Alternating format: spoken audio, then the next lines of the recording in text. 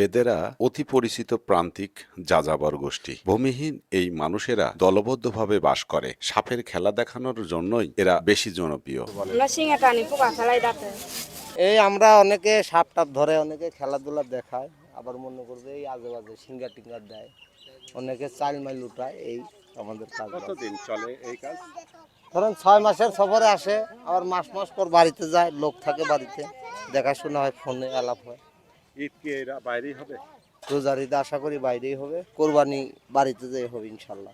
বেদেদের বাদিয়া, বাইদা বা বাইদানি নামেও ডাকা হয়। সর্বজনের কাছে বেদে সম্প্রদায়ের যাযাবর জনগোষ্ঠী হিসেবে পরিচিত। এরা মূলত নৌকায় বসবাস করে এবং ক্ষুদ্র ব্যবসার মাধ্যমে জীবিকা নির্বাহ করে।